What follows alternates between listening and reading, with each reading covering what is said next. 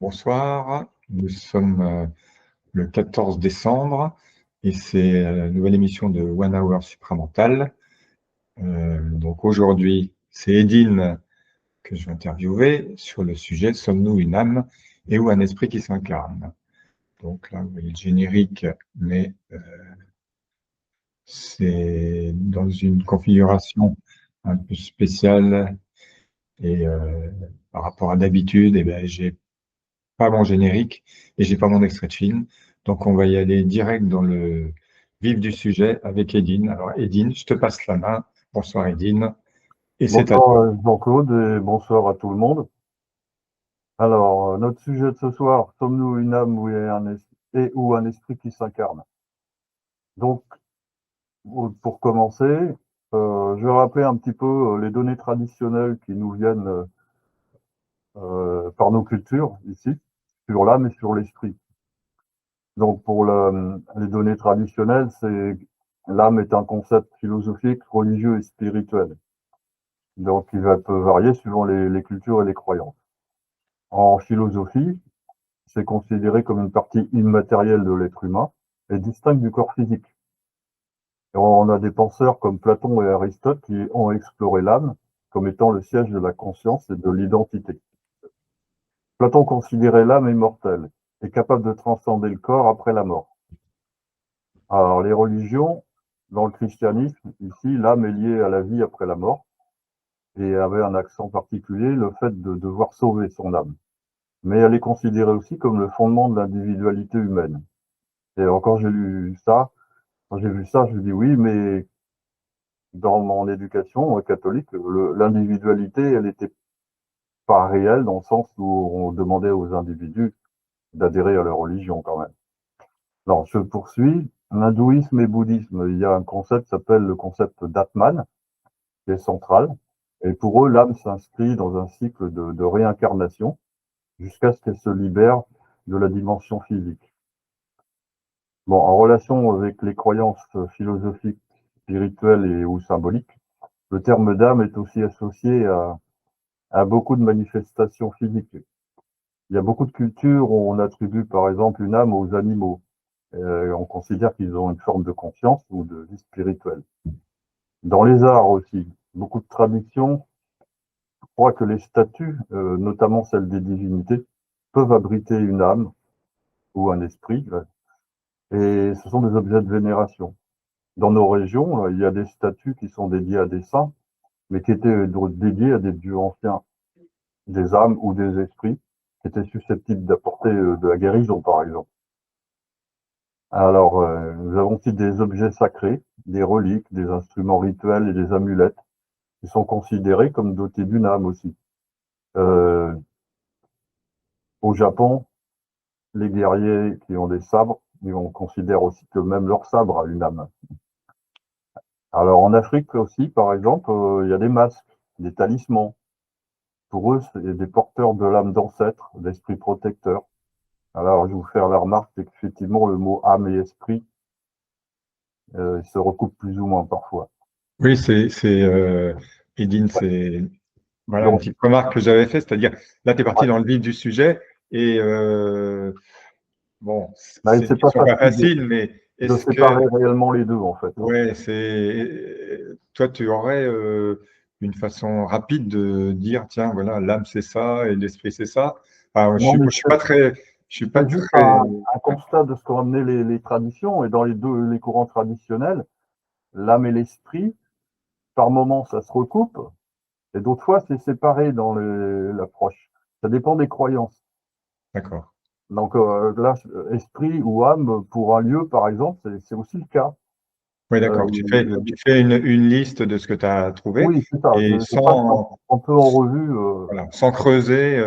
Non, là, je creuse Tiens, pas beaucoup. c'est plutôt l'âme, c'est plutôt l'esprit. Ouais, ok. Voilà. D'accord. Très bien. Donc, il y a des lieux aussi. On considère qu'ils portent l'énergie ou l'esprit de personnes qui ont pu y vivre ou qui les ont construits. Dans le vocabulaire, donc, c'est ce que je disais, il y a une superposition de ce qui est attribué à l'âme ou à l'esprit, et les termes se recoupent plus ou moins, ça dépend des croyances. Alors, pour parler plus précisément de l'esprit, donc, mais tout comme l'âme, c'est perçu comme une entité immatérielle, invisible, et qui englobe les pensées, les émotions et toute la conscience d'un individu. En philosophie, l'esprit, c'est le siège de la raison et c'est le siège de la conscience. René Descartes, lui, il a discuté beaucoup de la dualité corps-esprit et il a suggéré que ces deux entités sont distinctes, mais qu'elles interagissent. En psychologie, on Attends, associe... Descartes, Oui, excuse-moi, Descartes, c'est lui qui a sorti, je pense donc je suis, ou c'est Pascal, oui. ou c'est qui? Non, c'est Descartes. C'est Ouais, Descartes, d'accord. ouais, ouais. Ok. Si mes souvenirs sont bons. Voilà. Donc, la psychologie, l'esprit, on l'associe au processus cognitif, à la perception et aux émotions. Et c'est étudié pour comprendre comment les individus pensent, ressentent et agissent. Durant beaucoup de traditions spirituelles, l'esprit s'est associé à l'âme et à la conscience collective. Dans d'autres croyances, l'esprit est vu comme une force vitale qui anime le corps. Alors, dans le catholicisme, Jean-Claude qui m'avait fait la remarque, on nous parle de Saint-Esprit. Et moi, ce qui m'est venu, c'est que le terme saint accolé à esprit, il colore quand même beaucoup le mot spirituellement. Du point de vue religieux, c'est correct pour eux, mais je trouve que ça limite beaucoup le terme d'esprit parce que ça le polarise. Mais il est dit quand même que cet Esprit Saint descend dans l'humain quand son âme est épurée. Et moi, je trouvais que ça ressemblait à la descente du supramental évoquée par Bernard de Montréal.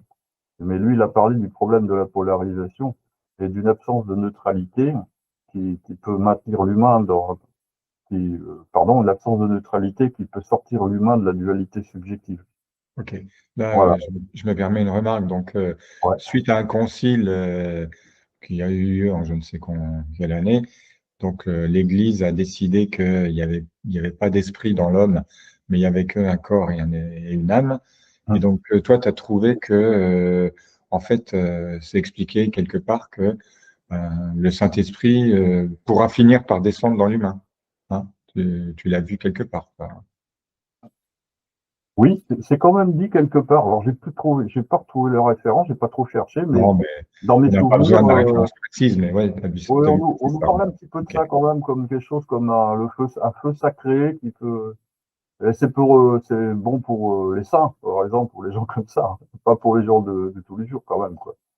Ben, peut-être que, ouais, peut-être que les saints du catholicisme, ça- Bah, l'auréole, une analogie à la fusion du supramental, hein, qui bah, sait. peut-être dans la représentation traditionnelle, les saints, ils ont une auréole.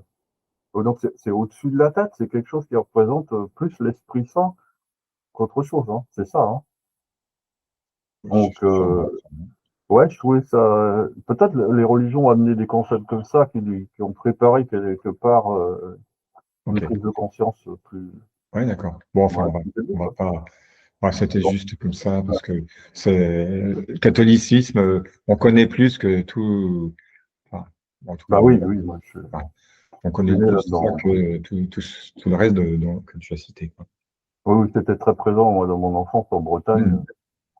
Dans Ouais. certaines cultures, donc je reprends, l'esprit, c'est une essence, donc qui influence le comportement et la personnalité.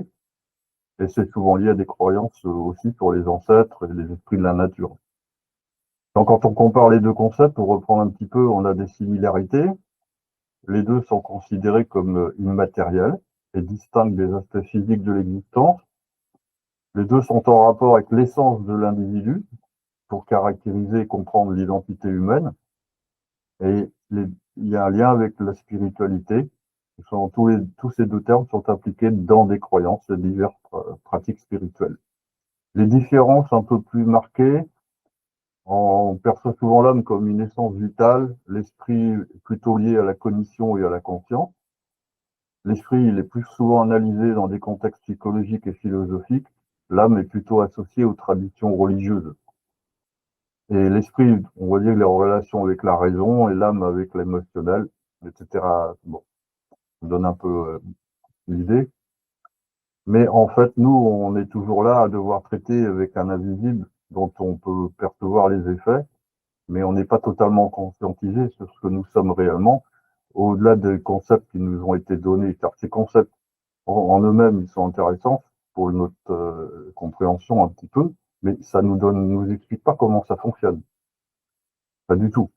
On n'a pas de clé avec ça.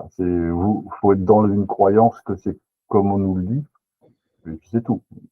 Ok. Et plus tard dans ta présentation, tu vas nous parler de ce que le supramental dit là-dessus. Là, je me disais que on va plutôt en parler après. Ok. J'espère que ça va D'accord. pas Ah ouais, vous dans la conversation à plusieurs, très bien, très Ouais, bien. je vais Ok. continuer un Ouais, petit peu ok. sur ma Ouais, vas-y. présentation parce que Ouais, d'accord. pour moi, la science actuelle, elle a commencé à étudier qui pouvaient être en rapport plutôt avec l'âme et l'esprit, en étudiant par exemple les phénomènes paranormaux. Des gens qui sont parfaitement des scientifiques à la base. Hein. Et la science, au départ, elle s'est développée dans l'idée d'être le plus objectif possible. Alors qu'elle a commencé par rejeter les données traditionnelles en qualifiant ça de superstition. Mais aujourd'hui, il y a quand même des avancées et il y a des scientifiques de formation qui étudient les phénomènes métaphysiques, des formes de voyance ou le fait que des personnes entendent des voix. Donc, même les délires psychotiques, ils sont devenus dignes d'intérêt dans la mesure où ils pourraient être une ouverture pour nous vers un plan plus vaste de notre existence. Alors, j'ai quelques exemples intéressants. Euh, il y a Nicolas Fraisse, je ne sais pas si ce nom vous dit quelque chose. Il a travaillé avec une femme qui était docteur en biologie moléculaire, qui s'appelle Sylvie Détiolaz, et qui a coécrit un livre avec Charles Fourier, qui s'appelle Connexion, études sur les contacts avec l'invisible. Elle a passé plusieurs années à faire ça. J'ai vu un autre exemple récent, là, une étude de l'université de Harvard, qui étudiait la manière de percevoir le temps et comment ça peut avoir un impact mesurable sur la façon dont le corps peut guérir, se réparer et vieillir. Parce que nous pensons que plus le temps passe vite, plus nous pourrions guérir rapidement. C'est une conclusion d'étude qui a été menée par le professeur Helen Langer, une psychologue d'Harvard. Et ça fait plusieurs dizaines d'années qu'elle tente de mieux définir le lien qu'il y a entre le corps et l'esprit. Donc c'est quand même des avancées intéressantes. Euh, je vais parler aussi un peu des entendeurs de voix. Donc c'est les gens qu'on considérait avant comme fous, qu'on mettait sous médicaments, qu'on enfermait, on les prenait pas au sérieux quelque part. Aujourd'hui, il y a des gens qui considéraient que c'était la réalité de ces gens-là, et ils prennent en considération les témoignages de ces gens, et ils étudient ce qui se passe pour tenter de mieux comprendre le phénomène. Et il y a un livre qui est très intéressant, qui s'appelle Les entendeurs de voix. Vous pouvez le trouver sur le site de Pierre Riopel, Bernard de Montréal International. Moi, je l'ai lu, j'ai trouvé que c'était vraiment très intéressant, les témoignages. Et Ok. on a même une association en France, l'IFRES. J'ai pas trouvé la signification exacte du De cycle. l'acronyme. Ouais, je sais pas, il n'est pas sur leur site. Mais eux, ils tentent de voir ce qui se passe aussi avec les voix. Donc, pour eux, c'est les morts qui peuvent nous parler. Donc, ils mettent au point des protocoles et du matériel audio et vidéo pour pouvoir concrétiser ces phénomènes-là. Ils appellent ça la transcommunication. Pourquoi pas? Ouais, ouais. Et puis de toute façon, des gens qui entendent des voix dans le supramental, on Oui, en a entendu parler pas mal, hein. Notamment oui, moi j'ai eu le pas mal fameux d'échanges Non mais le fameux avec eux. Bernard, hein. Bernard de Hein. Montréal. Ouais, ouais, Bernard de Montréal, il serait dans un asile là, si oui, ah, d'après ce que tu dis là. ouais, mais moi aussi. Bah, J'ai eu une période où on j'entendais serait, on beaucoup de serait pas, choses. ouais, Ouais, on serait donc, peut-être plusieurs, hein. ouais. Même Jean-Luc qui était là la semaine dernière, lui aussi, c'est un scientifique de formation. Euh, Ok. donc, un autre domaine scientifique qui pourrait paraître un petit peu plus éloigné, mais moi je trouve que c'est en rapport aussi, c'est la mécanique et la physique quantique. Que la physique quantique, c'est quand même l'étude de la relation entre la matière et l'énergie. Et il avait été conclu qu'il y avait une dualité entre l'onde et les corpuscules. Au début du Attends, ça XXe c'est siècle, pour la lumière, hein. C'est ouais, pour la lumière.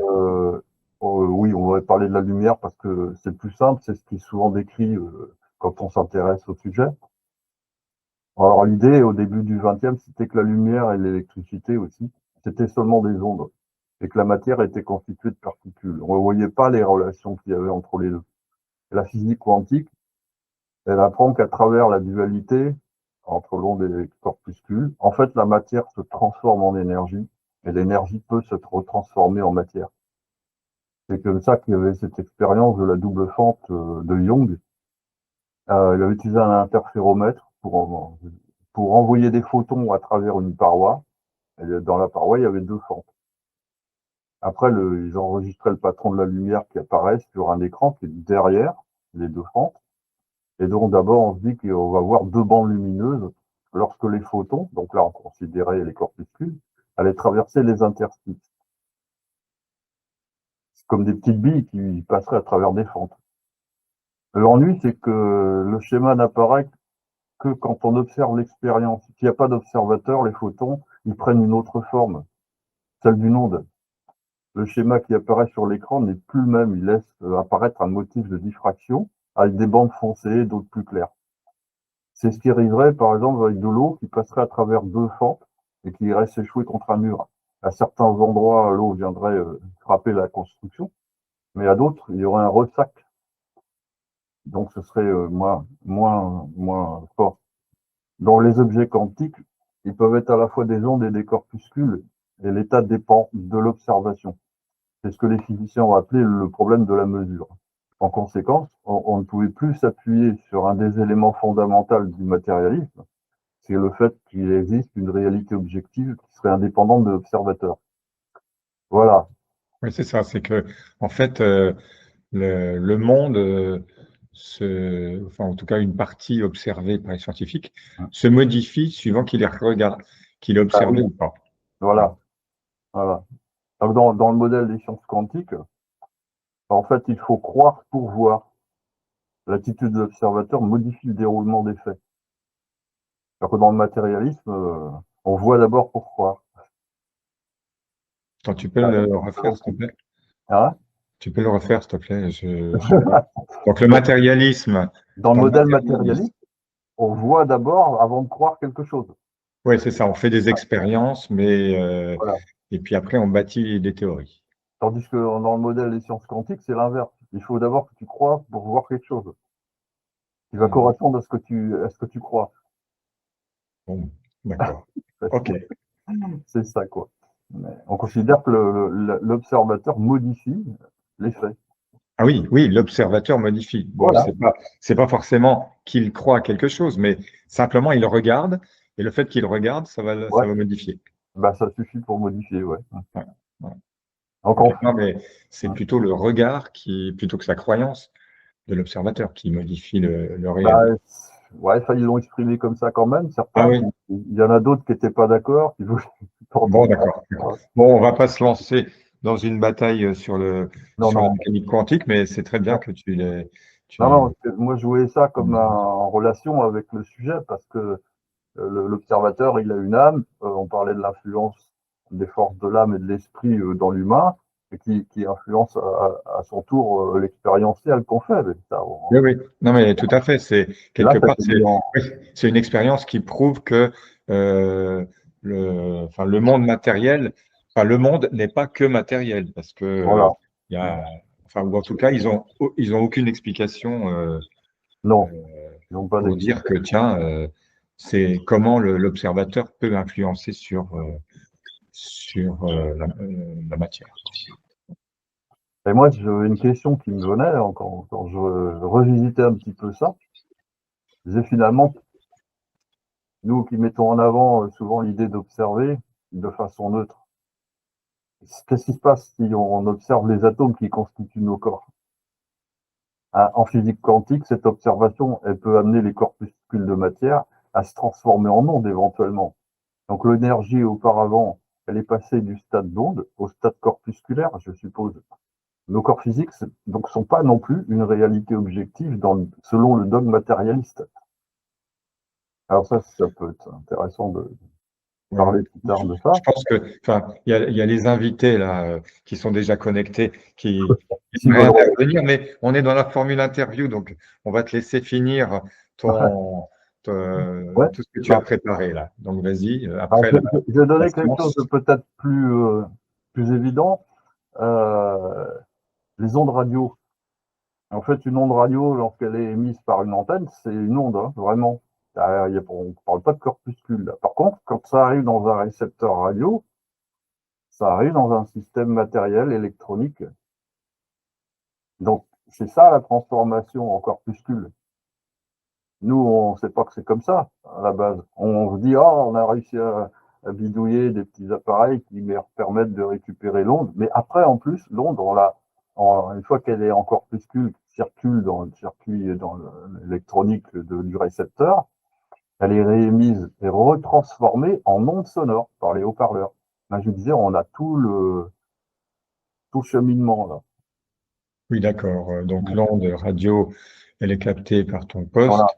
Donc, Ensuite, dans les circuits électriques, c'est les électrons, donc c'est les corpuscules qui se déplacent hein, jusqu'au haut-parleur où le système le fait bouger et ça produit des ondes dans l'air. OK. ah ouais, ouais. Ouais. Donc, moi, je dis, mais nos corps physiques, c'est sans doute des émetteurs-récepteurs aussi. On est comme une antenne, nous, entre le ciel et la terre. Donc, on reçoit des ondes de tout l'environnement. On parle d'ondes cosmiques même. Hein. Et donc, ce serait transformé en corpuscule. Et Ouais, nous, on réémet une partie de ça. ouais, c'est excellent parce que ta comparaison, parce que le son du haut-parleur de la radio, eh ben, en fait, c'est ce que nous, on est en train de faire. C'est-à-dire, on parle, Ben oui. donc la parole de l'être humain, et en Ouais. fait, à la base, ce qu'on dit par la parole, on l'a reçu par des ondes, par des pensées qui nous ont traversé, enfin, Mhm. qu'on a capté, quoi. Ben oui, ça fait un peu comme capter Voilà. une onde radio. Et quand on la OK. retranscrit en parole, ben, on fait vibrer les cordes vocales là, et ça Voilà. émet du son. Très Donc, bonne comparaison une qui onde va nous faire, sonore. Hein. euh, qui va nous faire passer à la deuxième partie. Non, pas encore. Pas loin. Non, vas-y. Tu avais encore préparé quelque chose là, Edine? Attends que je je Ouais, sais plus trop. vas-y. Ouais, je t'embête avec mes questions. Je te déconcentre. Et en fait, ce que j'ai laissé après, ça, je me suis pas rendu compte de ça tout de suite, mais ça colle plus trop avec ce que Bon, je viens de dire. alors à ce moment-là, on va lancer les discussions parce que Ouais, il y a des gens qui trépignent là. oh bah oui, tout à fait. Hein, ça te va? Ça te va, Oui, Edine? ça me va, ouais, ouais, ouais, tout à fait. Ouais. Bon alors, donc avec nous, Rachel, ah bah, alors Cadano, 77 filles. Oui, c'est Ève et Marie-Olympe sont là. Donc écoutez, vous n'avez pas levé les mains, mais la première qui veut parler, allez, c'est Rachel. Bah, vas-y Rachel. Bah, coucou d'abord. Ouais, Je sais pas si bonsoir. du coup ça fonctionne ou pas là du coup. Ah oui, oui, ça y est, Oui, t'es à c'est bon? l'antenne, hein. D'accord. OK. Bah, coucou tout le monde. Oui, alors, je sais pas trop comment ça fonctionne, donc je découvre un peu ce format-là. C'est super, c'est une bonne idée de faire une présentation comme ça sur un sujet. Moi, j'ai en fait, j'ai un petit peu réagi sur le truc de l'observateur dont parlait Edine tout à l'heure. C'est la question qu'on pourrait se poser, c'est avant qu'il y ait des observateurs humains pour aller observer les trucs de la physique quantique, qui ont déterminé un fait, c'est que un observateur va modifier la manifestation de la réalité. Euh, qui était l'observateur avant qu'il y ait des humains pour regarder ça, pour que la réalité se manifeste et que nous puissions à nouveau, enfin, que nous puissions à ce moment-là, nous, devenir des observateurs à notre tour. Qui a observé avant pour que ça se produise? Alors là, j'ai une petite objection. On a dit que l'observateur modifie la réalité. On n'a pas dit qu'il la créait. Donc Ah, toi, Non, donc là, tu vois, ce que toi, tu es en train de dire, Rachel, c'est qu'il a créé, mais ça, c'est autre chose.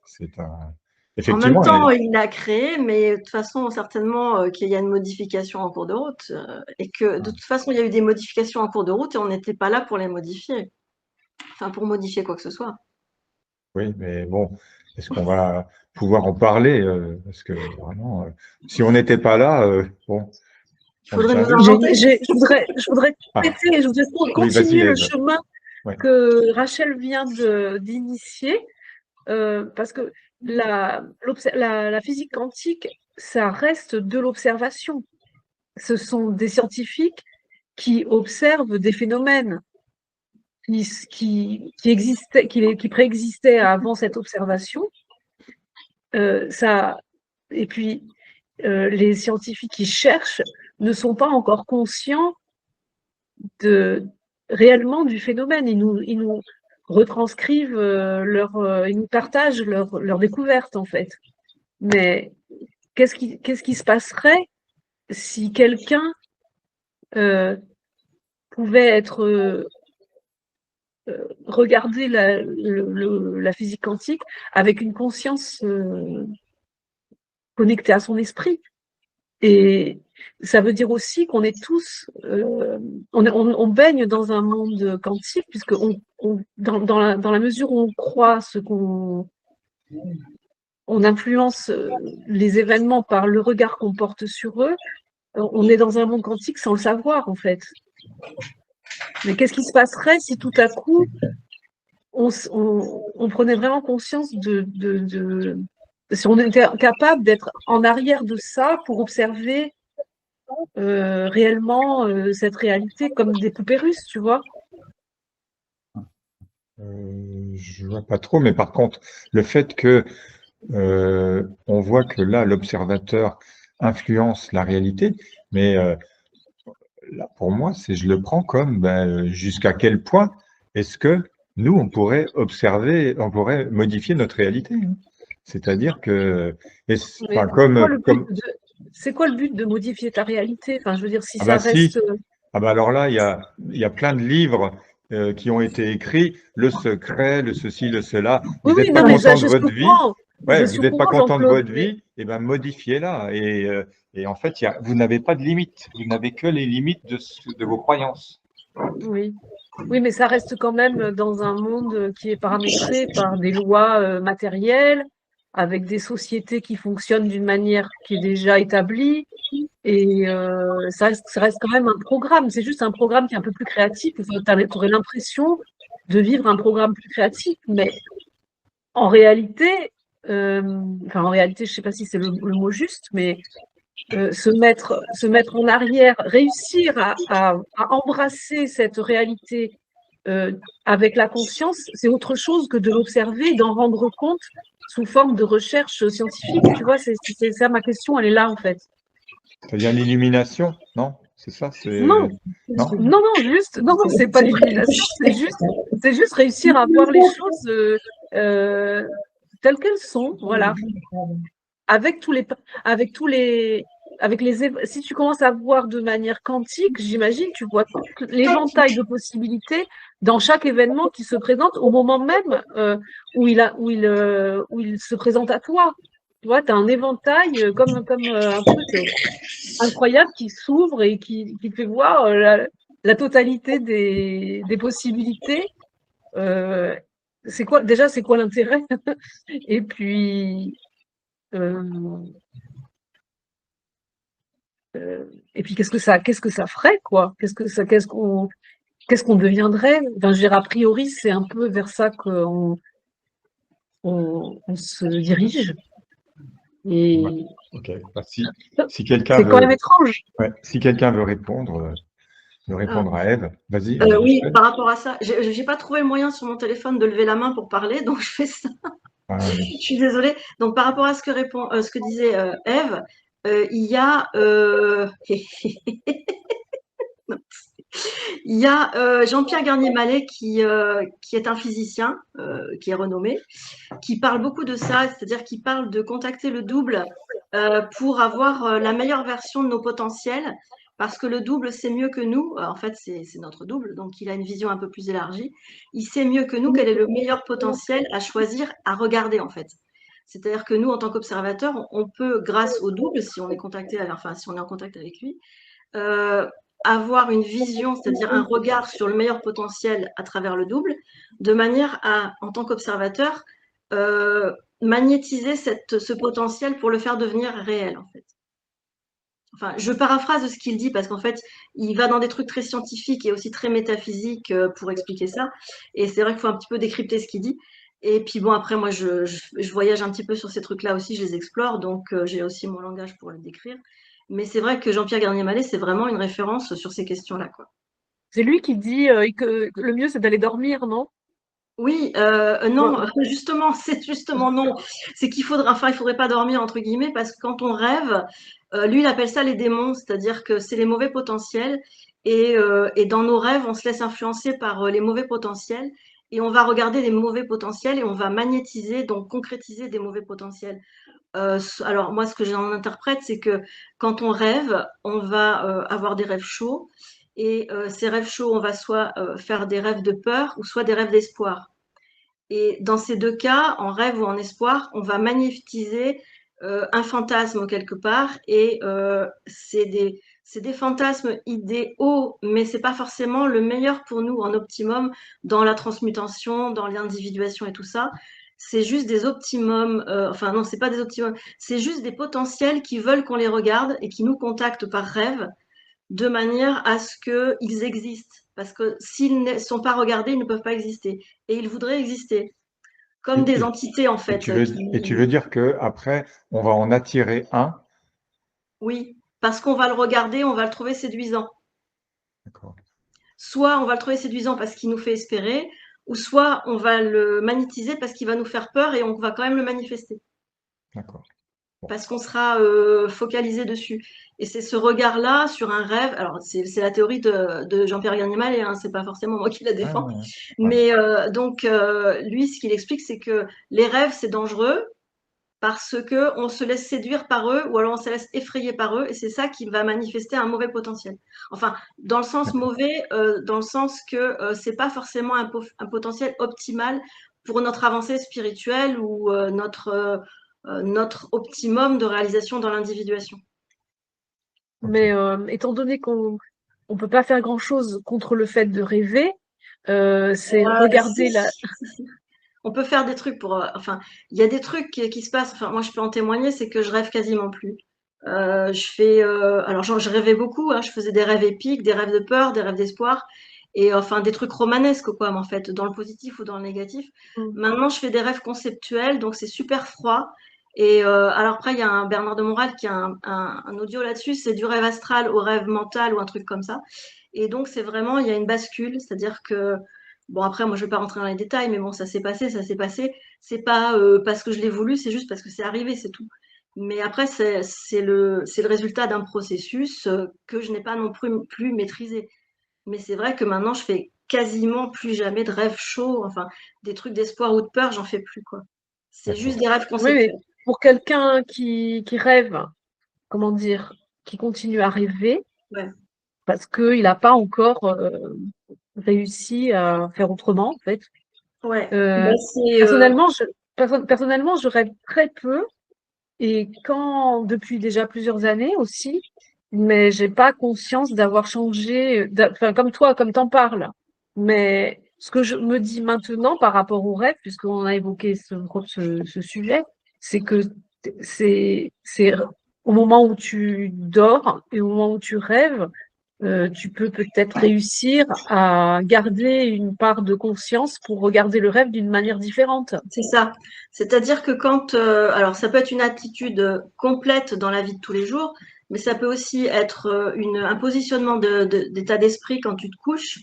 Tu sais que tu vas rêver, par exemple, enfin, il y a beaucoup de gens qui rêvent énormément, d'autres qui rêvent peu, ou d'autres qui ne se rappellent pas de leurs rêves, mais qui rêvent quand même.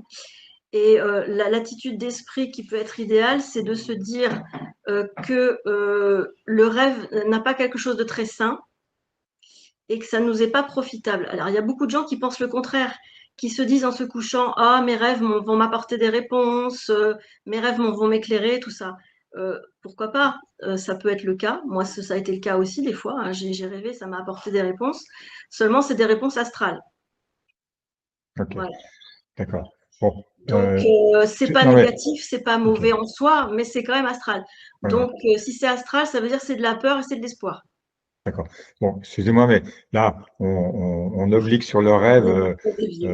On est un peu loin de l'âme et l'esprit. Enfin, bon, on est un peu Ah, loin ouais, mais on est un peu loin de l'âme et l'esprit. Mais là, il y a encore d'autres personnes qui sont connectées, qui n'ont pas eu la parole, notamment, il y en a un qui vient de s'insérer dans la conversation, et il a levé la main avant Marie-Olympe. Alors, bah, écoute, Francis, vas-y.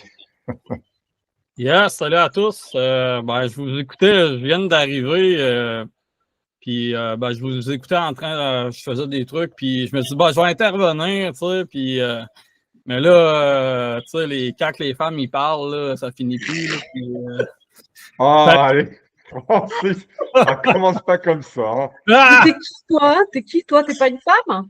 Ah! alors là, je crois que pas, non. Mais je voulais juste donner, tu sais, par rapport à l'observateur, là, je voulais juste faire un petit commentaire, parce Ouais, que j'avais pas vas-y, vraiment de casse-nous la développement. baraque. Casse-nous la baraque et donne le point de vue scientifique. Ah, oh, attends un peu, là. Si. Je suis pas prêt pour ça. Mais non, mais j'avais juste un petit commentaire à dire parce que si c'est l'observateur qui détermine la réalité, ou en tout cas qui la transforme, on va dire partiellement, ma conclusion, c'est qu'on est des observateurs de merde, là, mais bon. Ah, c'est toi qui a mis ça dans Ouais, c'est ça! dans le chat? Ben ouais, Ah, c'est ça. ça, c'est mon autre chaîne, Oser changer. Ah, Là, ouais. Ah oui, d'accord. Si ce sont les mais observateurs qui créent la réalité, ils ont un regard de merde. Ouais. ouais, tu sais, c'est parce Bon. que, tu sais, là où que moi, j'ai une problématique avec l'observation, ou en tout cas qui aurait un apport sur la transformation de la réalité, c'est plus par rapport à ma propre réalité, mettons, mais pas la réalité de manière générale. Tu sais, dans le fond, c'est un rapport, transformer la réalité, c'est un rapport de transformation à la forme. Puis, c'est... Tu sais, en tout cas, bref, je sais pas. Je trouve que dans le fond, un peu qu'est-ce qui est délivré dans les sciences alternatives, des fois, par rapport à la science quantique, je trouve qu'il y a un peu de forme de spiritualisation là-dedans. Puis, je suis assez froid par rapport à ça. Puis, tu sais, je trouve que c'est correct parce que dans le fond, c'est un terrain d'exploration puis tout ça, puis c'est important de pouvoir explorer puis d'amener des nouvelles idées. Mais je trouve que dans le fond, il y a un leurre là-dedans, tu sais. Mais ça, c'est mon... Objection, votre honneur, parce que est-ce que tu as déjà essayé de modifier un point précis de la réalité autour de toi? Comme ça, tu as cette idée-là et tu essaies de le faire et tu regardes. Ouais, et ça marche ou pas? Non. Bon, moi, j'ai essayé et ça marche. C'est-à-dire que, je te prends un exemple, quand il y a des chemtrails, bon, ceux qui savent ce que c'est, alors les chemtrails, c'est des traînées dans le ciel, c'est-à-dire vous voyez des avions passer, et puis au lieu de faire une petite traînée de vapeur d'eau en sortie des réacteurs qui disparaît rapidement, et la traînée, elle reste pendant des heures dans le ciel. Et donc, on dit, enfin, donc voilà, les complotistes, ils disent, voilà, on nous asperge de produits chimiques divers et variés. Eh bien, et en fait, et tu vois, les avions, ils font un quadrillage. Donc, il y a des lignes de droite à gauche. Enfin, quand tu regardes l'horizon ou quand tu regardes le ciel, il y a des lignes de droite à gauche et il y a des lignes de haut en bas. Eh bien, j'avais vu ça dans un livre. Quelqu'un qui disait, écoutez, faites-les disparaître avec votre esprit. J'ai essayé, ça marche. Hein. Ouais, mais attends un peu, là. Attends un peu. Là, attends. Non, mais il faut l'essayer. Il faut l'essayer. Il y avait du vent. Ah, mais là, il y avait du vent. Non, je l'ai fait plusieurs fois et plusieurs fois, ça marche. Hein. Ah ouais, mais attends un peu. Là. Le nombre de fois qu'on peut se dire moi, j'aimerais ça que mon portefeuille soit rempli de blé ou je sais pas, tu sais, vous savez un peu, là. Bon, après, tu sais, je suis d'accord un peu partiellement dans le sens que des fois, oui, c'est vrai que tu peux observer un truc, puis parce qu'il n'y a pas d'égoïsité là-dedans, peut-être que, mais tu sais, après ça, je trouve que ça renvoie à une sorte de. Ça renvoie à une sorte d'esprit de pouvoir. J'ai du pouvoir, puis tatati, puis tatata. Puis. Non, mais vous voyez un peu le truc, là. Ok. Ben, là, c'était mon. Ok. Non, mais bon, là, c'était juste comme on avait parlé, tiens, il y a l'observateur qui influe sur la réalité. Bon, je donnais un exemple, il vaut ce qu'il vaut. Hein. On y croit, on n'y croit pas, mais bon, ça vaut le coup d'essayer, hein, enfin, ou d'autres trucs. Bon, je clôt là-dessus. Il y a Marie-Olympe qui a demandé la parole. Vas-y, Marie-Olympe. Juste de même, mais là, je vais retourner à mes trucs, mais je vais continuer à écouter. Oui, d'accord. Okay. Très bien. Marie-Olympe, vas-y. Ouais, coucou tout le monde. Du coup, bon, j'ai 2 axes là, mais du coup, j'ai bien envie, vu qu'il est moins 20, je reviendrai plutôt que de continuer sur l'observation, qui est un sujet transversal finalement. J'aimerais bien revenir sur le sujet qu'a proposé Edine, et j'aimerais bien savoir parce que bon, tu nous as fait une présentation sur les définitions de l'âme et de l'esprit selon les différentes cultures, les différents écrits, etc. Mais du coup, peut-être que ça serait intéressant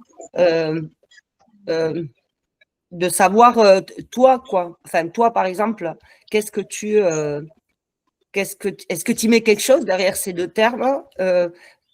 Est-ce que ce que tu y mets derrière, tu l'identifies en toi? Tu arrives à identifier en toi, du coup, ça. Et du coup, par rapport à la question qui est posée, à savoir, sommes-nous l'âme et ou l'esprit qui vient s'incarner, je crois, de mémoire, quelque chose comme ça. Quel serait finalement, qu'est-ce que ça changerait que ce soit l'un, que ce soit l'autre, ou que ce soit les deux? Je ne sais pas si c'est, si tu vois où je veux en venir, quoi.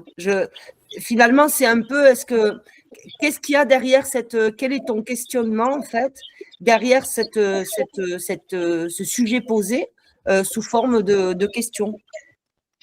Et comment on pourrait finalement y répondre de manière concrète et transposable, en fait, que ça nous soit utile, que ça nous soit utile ou pas. Du coup, savoir qu'un truc n'est pas utile, c'est utile, parce que du coup, on peut le mettre de côté, mais voilà.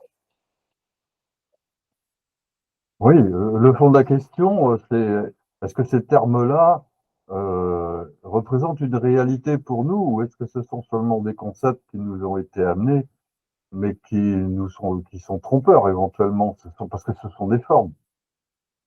Donc j'avais un peu ça en arrière-plan quand j'ai proposé le sujet, mais pour moi, j'ai pas d'autre mot que cela, comme tout le monde. Âme, esprit, mais ça représente quand même quelque chose pour moi.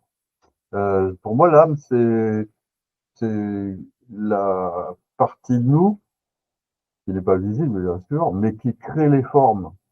Et au final, notre corps physique, qui est un terminal. Et pour moi, le corps planétaire complet, c'est tout ce que l'âme va créer comme strates diverses jusqu'au corps physique.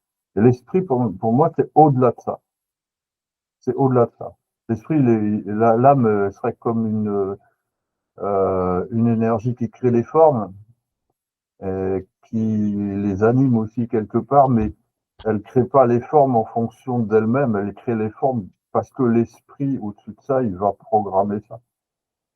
Bon, je vois ça à peu près de cette façon-là, mais c'est pas une vision qui est fixe. Donc là, ce soir, j'en parle avec ces mots-là.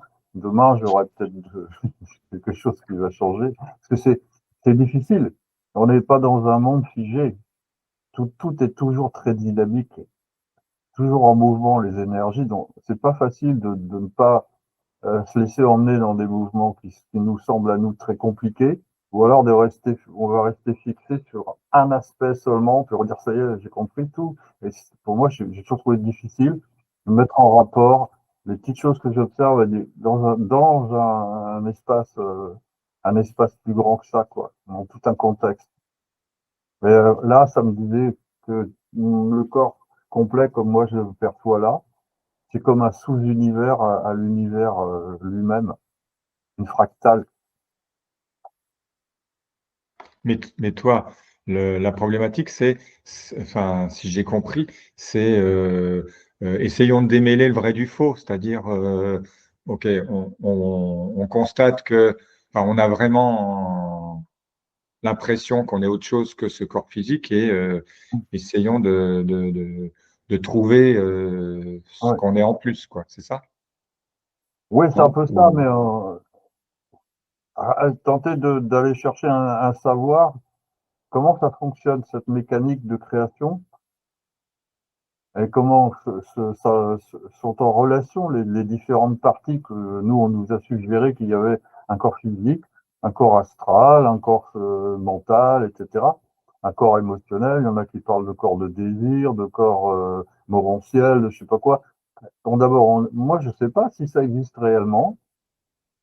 Je me dis, ouais, il y a quand même des parties en moi, je peux déterminer que c'est pas les mêmes, elles fonctionnent pas pareil. Moi, ce qui m'intéresse, c'est la mécanique de tout ça.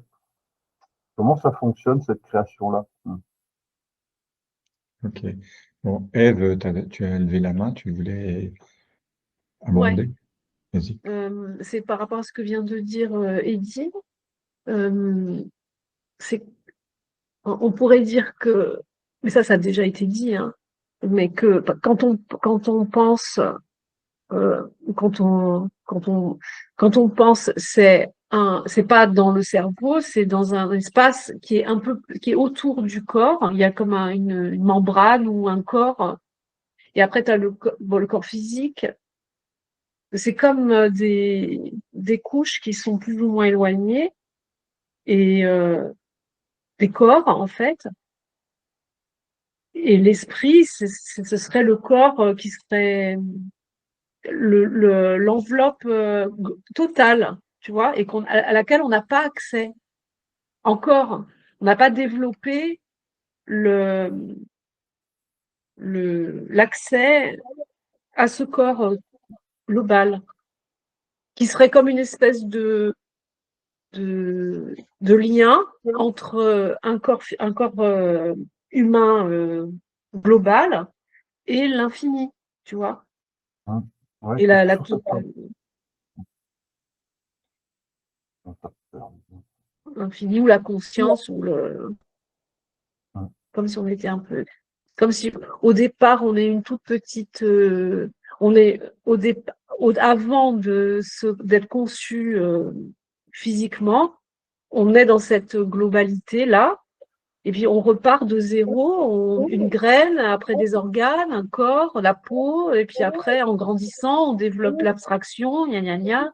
Et puis après, quand on peut, on retrouve on développe le corps jusqu'à ce niveau-là, en fait.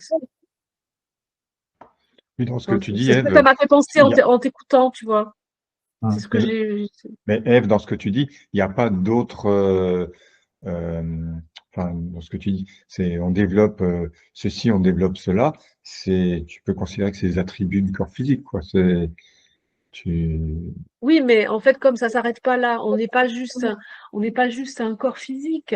On pense, on réfléchit, on a une capacité d'abstraction. Je parle pas de supramental, hein, je parle d'un homme, un bébé. Après, il grandit, puis après, il y a l'âme, et après, il y a l'esprit, tu vois, et que ça fait un corps complet. Mais au milieu, il y a le corps physique quand même.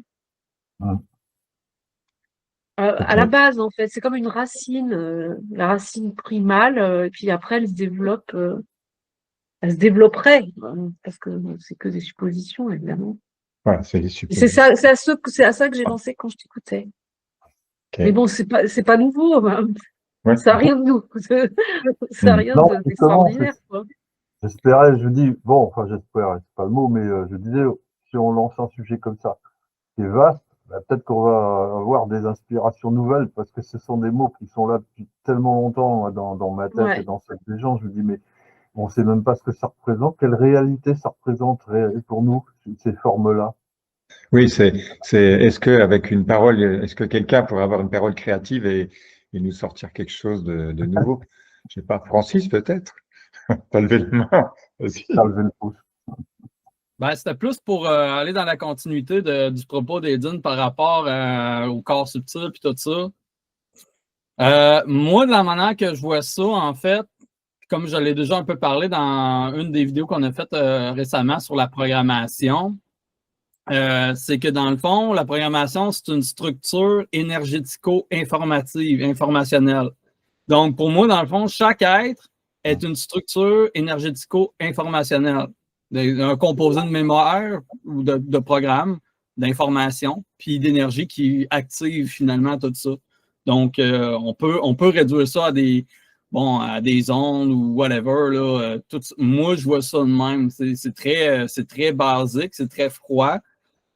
Cependant, dans le fond, ce qu'on appelle les corps, même le corps, mettons, le corps physique, dans le fond, qui est un ensemble de corps. Hein. Le corps physique, c'est des microbes, c'est des levures, c'est du sang. Ce qu'on appelle le corps, c'est une unité symbolique d'un ensemble de réalités. Puis, dans le fond, c'est une forme de finalité au niveau symbolique.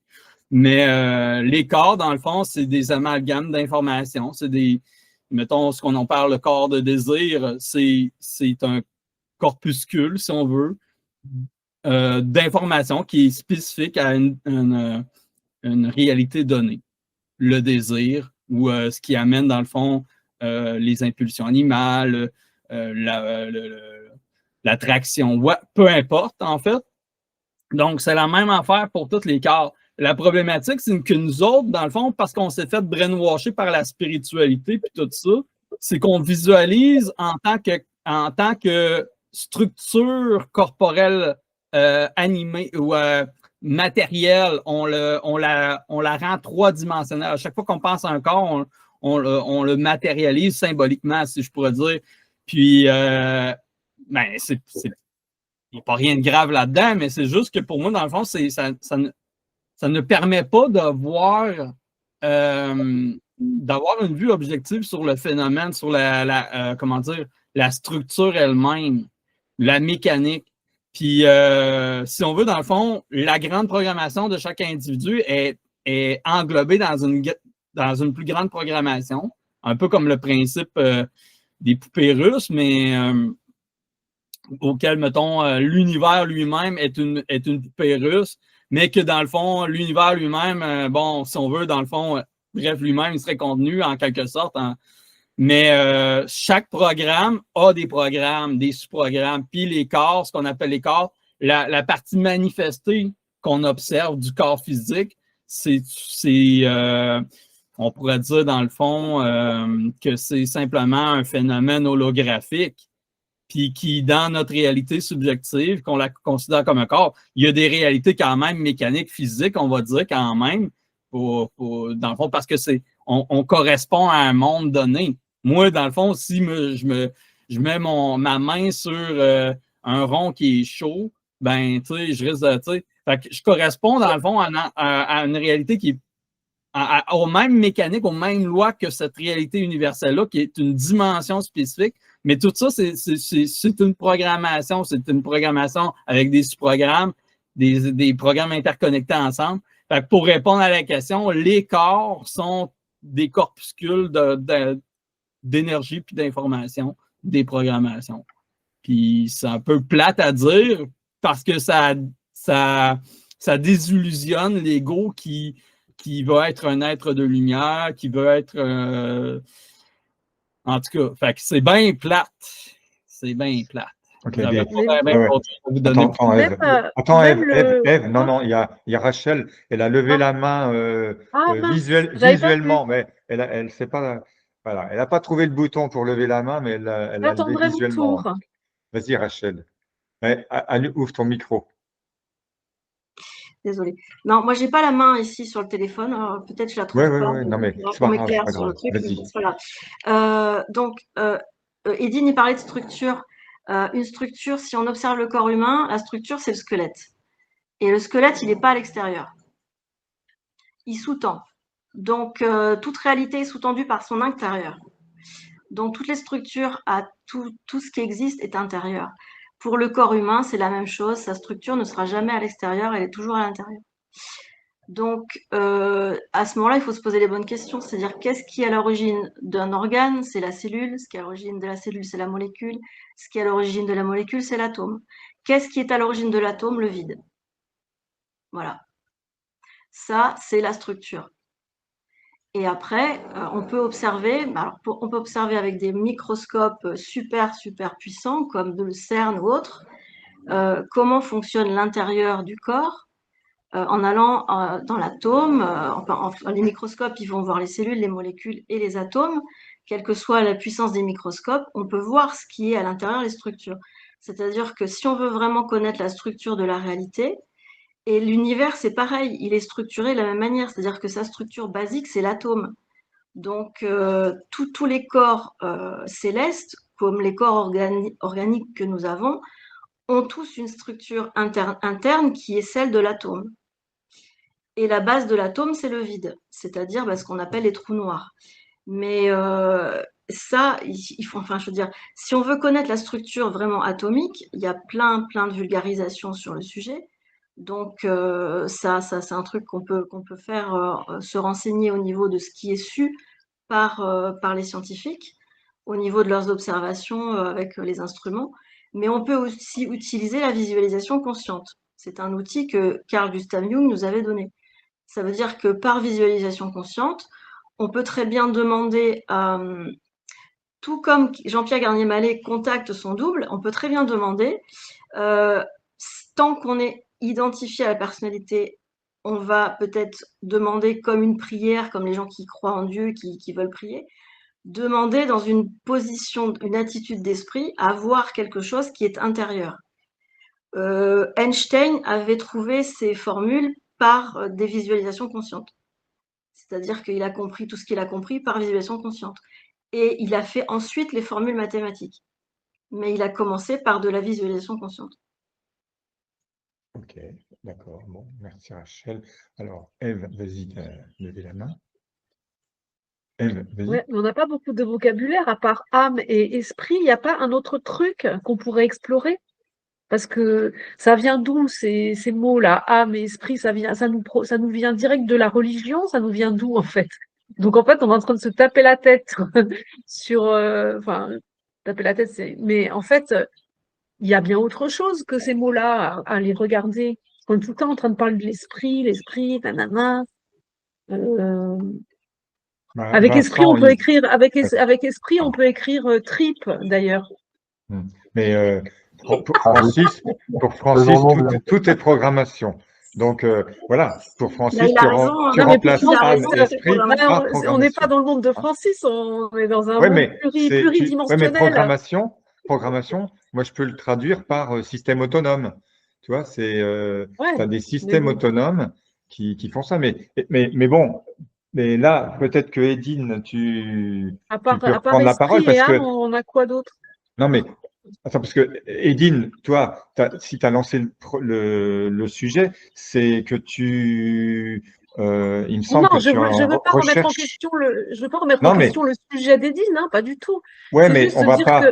Est-ce qu'il y a quelque chose, un autre mot qui aiderait à percer le mystère de l'esprit et de l'âme, mais qui ne serait pas ces mots-là? Tu vois, c'est ça ma question. C'est pas remettre en question le sujet, au contraire. Au contraire. Ah non, mais moi je suis content que tu parles comme ça, parce que c'est un peu aussi ce que je vois. C'est que je bute souvent sur le fait que les mots qu'on a, on n'en a pas d'autres. Je me dis, mais non, c'est pas possible. On devrait arriver au stade où peut-être de nouveaux mots nous viendraient, qui seraient des nouvelles formes.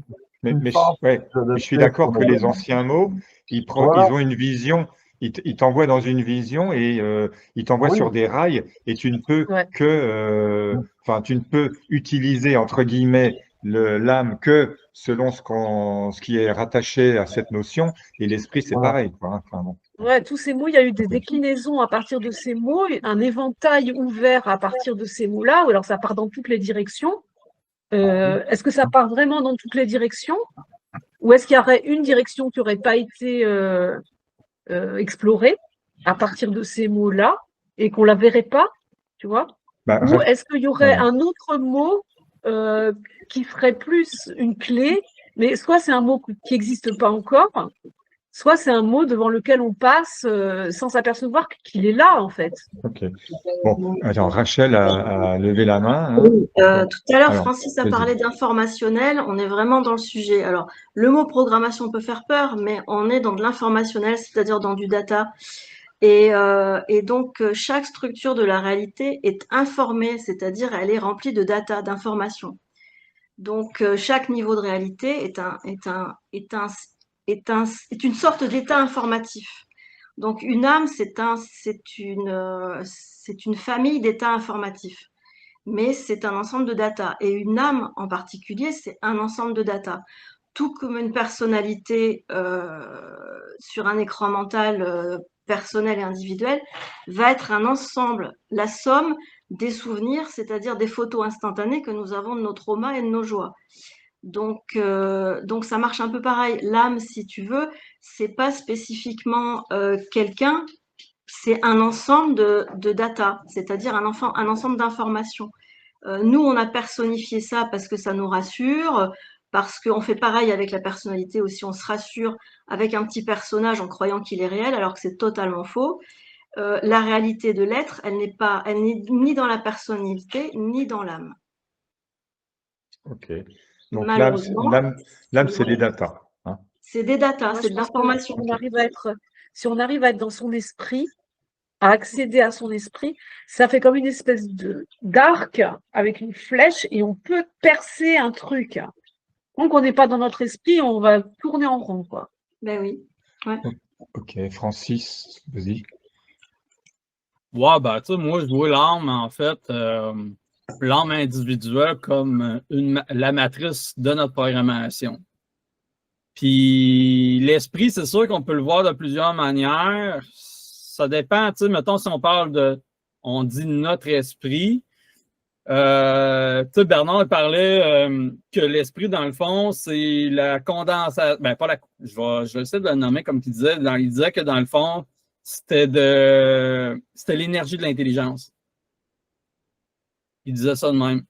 En gros, si on veut, l'esprit, est la constitution de l'intelligence, est générée par l'intelligence. Donc, des fois, moi-même, j'inverse un peu le truc parce que des fois, je dis que dans le fond, l'intelligence vient de l'esprit parce que faut bien que ça vienne de quelque part, cette intelligence-là. Puis, fait que, des fois, c'est ça, on peut s'enfarger. Moi-même, je m'enfarge dans des termes. C'est ça la problématique de la forme, c'est que d'une part, chez nous-mêmes, c'est compliqué parce que, bon, ben, on change notre rapport de représentation au monde en fonction des formes, mais les autres ont un rapport différent eux-mêmes à la forme. Fait que quand on se parle, ben moi, je vais vous parler, moi, de la programmation comme ça, de manière passionnée, là, tu sais. Il n'y a pas un calice de chat peut-être qui va comprendre, mais oui, là, vous autres, vous allez comprendre, là, mais vous comprenez, tu sais, puis c'est ça que je comprends la question de Eva, Ève, parce qu'à un moment donné, c'est sûr qu'il faut aller au-dessus de la forme, mais en même temps, ben, la communication, ben, en tout cas, le langage humain transige par par les mots, hein, par les concepts, par les symboles. Fait que c'est là qu'il y a une problématique de conflictualité. Puis on n'est pas au stade où on est télépathe et qu'on a l'information directe. En tout cas, j'ai pas conscience de ça. Non, mais c'est vrai que la pensée, attends, Rachel, la pensée, c'est avant, enfin, ou si on veut dire un truc, c'est que on la met en phrase dans notre cerveau. Donc c'est vrai qu'il nous faut des mots. Alors, ok, âme et esprit, ben, ça nous a été pondu par de hautes autorités dans le passé, et ben, c'est avec ça que, c'est avec ces mots-là, en tout cas en Occident, là, on réfléchit sur la question. Mais bon, à 9h04, on va pas se lancer sur la problématique d'où ça vient, tout ça, hein, parce que on a déjà quasiment épuisé le temps de cette émission. Donc, bon, de toute façon, c'était vraiment, enfin, bon, je te l'ai pas dit, Edine, mais quand j'ai vu le sujet, je me suis dit, oh là là, est-ce qu'on va arriver à quelque chose? Bon, je sais pas si on sera arrivé à quelque chose. Bon, Rachel, je te passe la parole, et Mariolin, tu veux pas réintervenir quand même après? Non? Si, Ah, oui, je prends une ouais, hein, petite. ok, donc, allez, Rachel, ensuite Marie-Olympe, et puis après on va conclure, hein, parce que… Oui. Ouais. Ce qui est vachement important, c'est quand on s'exprime et surtout quand on échange, pour arriver à être sur les mêmes longueurs d'onde, c'est de préciser la nature de nos mots. C'est-à-dire qu'avec des mots comme esprit, par exemple, ou alors conscience, il faut différencier. Est-ce qu'on parle de la conscience ou par le fait d'être conscient? Est-ce qu'on parle de l'esprit ou alors avoir de l'esprit ou alors avoir un esprit? Il faut vraiment situer de quoi on parle, par exemple. Est-ce qu'on va parler de l'esprit qui a tout créé ou est-ce qu'on va parler de notre esprit dans notre cerveau? Est-ce qu'on va parler de l'esprit en tant qu'entité, comme les esprits? Il faut vraiment se situer, c'est-à-dire situer le contexte dans une utilisation d'un mot précis qui peut être utilisé dans plein de contextes et donc pouvoir dire plein de choses. Ouais, mais Rachel, là, dans le sujet de ce soir, c'était clair, hein, c'était clair, c'était c'était l'esprit, le petit grain d'esprit qui est avec nous, hein, c'était ça, hein. Le petit grain, Non, c'est-à-dire? mais c'est-à-dire, bon, on va pas le refaire, non, mais c'est-à-dire la partie de l'esprit qui est en nous, tu vois. Ah, C'était ça, d'accord. hein. De la même façon que l'âme, c'était enfin, la partie de nous qu'on peut qualifier d'âme. Voilà, c'était ça, puisque sommes-nous une âme et ou un esprit qui s'incarne? Oui. Voilà. Ben Bon, après, il me semble, hein. Mais alors bon, je sais pas, non, on non, essaie de mais pouvoir ok, non, inventer la même non, chose là. mais de toute façon, c'est vrai que dans toute conversation, les gens utilisent les mêmes mots, mais pas forcément, ils n'ont C'est pas ça, forcément les mêmes c'est concepts ça. derrière, mais c'est une Ouais. remarque très générale surtout. Et alors, ouais, donc pour aborder ces sujets-là, encore plus, hein. Moi, je vais te dire quelque chose. Ah, Si je tu voulais veux passer la savoir, parole à Marie-Voilà. si tu veux savoir, attends après ta mort, Calice. Merci. Non, ah, bon, bah, vas-y, Marie-Olympe, profites-en avant que Francis revienne. Ouais, non, ben moi, simplement rebondir sur le fait qu'on est, oui, c'est sûr qu'on ne peut pas fonctionner sans forme là-dessus. Bon, je pense qu'il n'y a pas de débat. En revanche, on peut fonctionner sans mettre de valeur sur la forme quelle qu'elle soit. Et ça, en fait, ça change tout. Parce que dès l'instant où on ne met pas de valeur sur la forme, on s'autorise à laisser venir ce qui vient et à finalement se dégager petit à petit d'un vocabulaire du coup qui n'est pas le nôtre, qui n'est pas notre champ lexical au départ en fait, et de se désidentifier de quoi que ce soit en fait, de quelque forme que ce soit. Sachant que voilà, une lettre est une forme, un mot est une forme, une phrase est une forme, au-delà de tout le reste. Donc, en tout cas, moi, de là où j'en suis aujourd'hui, c'est là-dessus, moins on met de valeur sur la forme et plus du coup, on s'ouvre à voir ce qui se présente en fait. Parce que finalement, ces mots-là, âme et esprit, comme tu l'as si bien relevé, Edine, un peu tout le monde, c'est des mots qui remontent à la Saint-Glinglin, qui pour chacun renvoie à ce qui renvoie quand il est tombé sur des lectures X, Y, Z.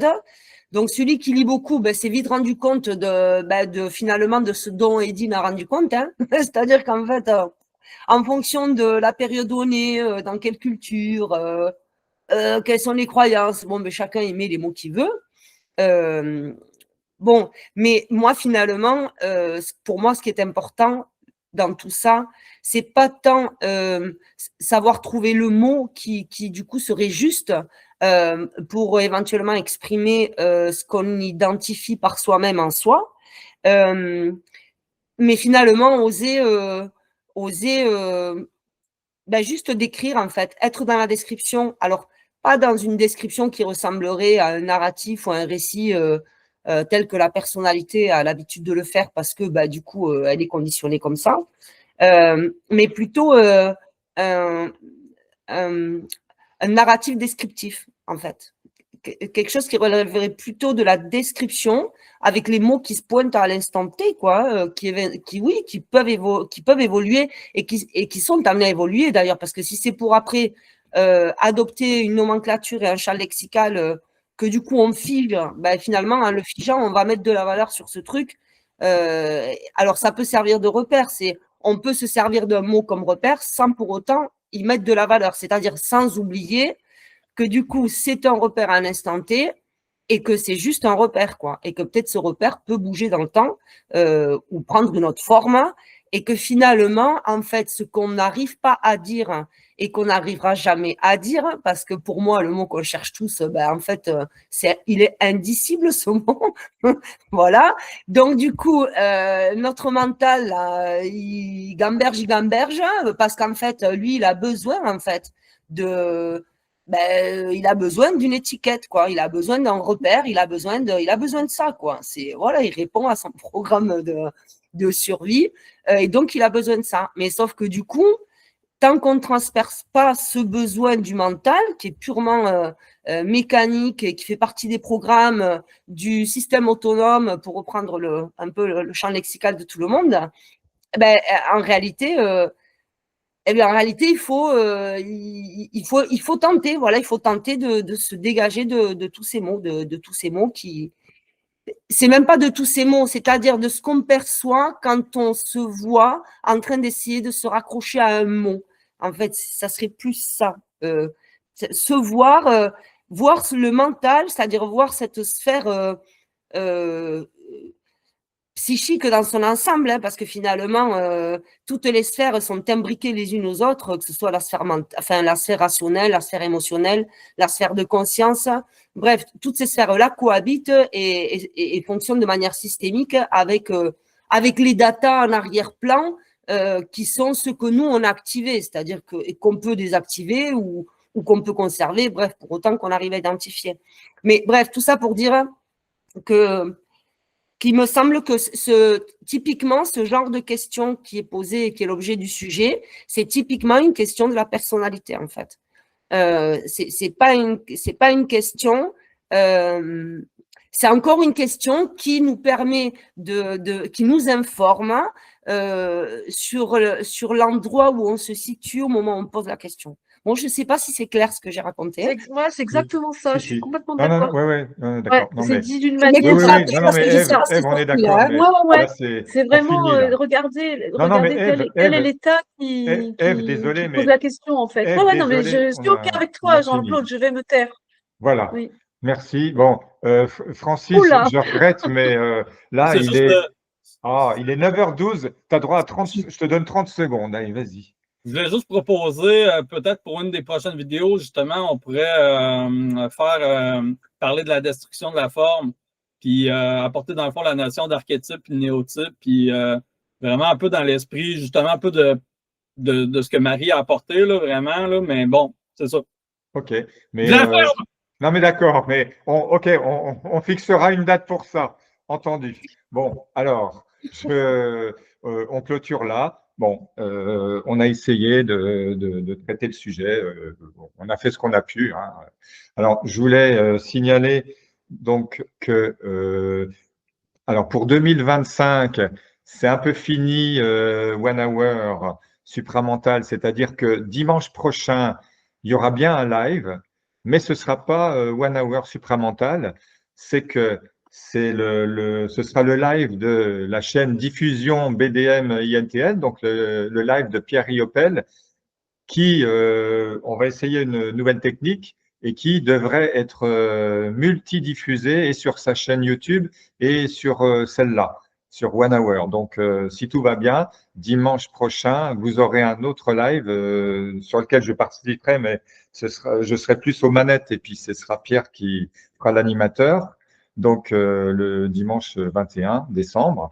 Bon, après, c'est une petite pause pour Noël, le jour de l'an, et on reprendra les lives de One Hour Supramental début janvier, donc le 4 janvier, et l'invité, ce sera à nouveau Pierre Riopel, mais cette fois-ci, il reviendra en tant qu'invité de One Hour, et son sujet, ce sera « S'imposer par la parole créative ». Donc, merci beaucoup tout le monde d'avoir apporté sa petite, sa parole dans cette question très intéressante d'Edine sur sommes-nous une âme et ou un esprit qui s'incarne. Voilà, bon, j'espère que vous avez eu une réponse. Et au revoir tout le monde et à la prochaine, dimanche prochain ou janvier, comme vous voulez. Merci beaucoup. Ciao tout le monde. Ouais, merci.